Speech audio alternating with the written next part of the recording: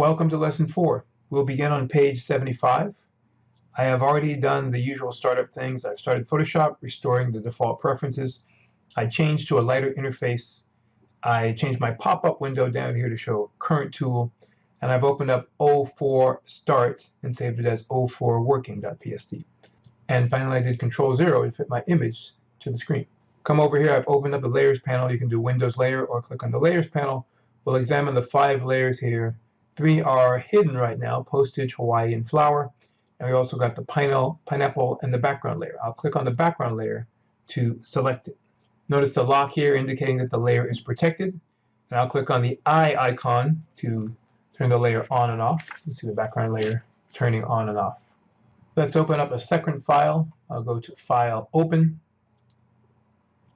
In my files for Lesson 4, I'm going to open up beach.psd. Notice that the layers panel changes to show me the layers that are available in this file. There's just one layer called Layer 1. Layer 1 is not a great name for a layer. Let's give that a more descriptive name. I'm going to double click on the layer name itself. Double click on the Layer 1. And instead I'm going to type in beach and enter. What I want to do next is take the 2 files that I have open and put them side by side so I can copy the contents of one into the other. I'll do that by going Window, Arrange, and 2 up vertical. You see the 2 windows side by side. Now that I have the Move tool, I'm going to go ahead and drag this image from the beach and drag it on top of the working layer. And you see that the little plus sign appears around the cursor. When I let go, that image is now inside. I'm going to open up my layers panel and notice that image appeared right there above the background layer. When you have a layer selected and you bring a new layer in, a new image in, it makes a new layer right above the layer you had selected. So that layer is right above the beach, but of course it's behind the pineapple, which is why it's mostly obscured.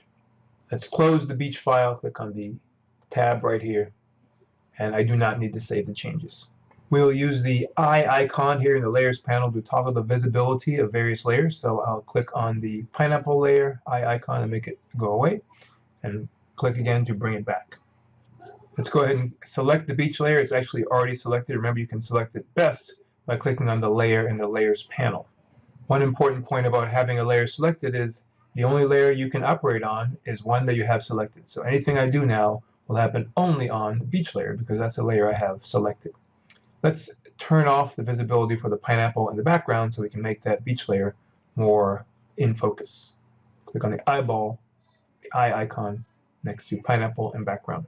We will be repositioning the contents of this layer later, but let's go ahead and center it. It looks a little bit better if it's more centered. There we go.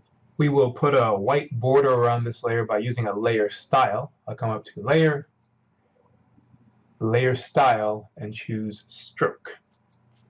That opens up this Layer Style dialog box with the Stroke tab selected. Note that the Preview button is selected. Let's set up the options as described in the book. We'll set the size to 5px. Come in here and type a 5. My position is already set to inside. My blend mode is normal. My opacity is 100%. For color, I'll click in this black square here and choose instead white. And hit OK. And there is my white border. Finally, let's save. Control S.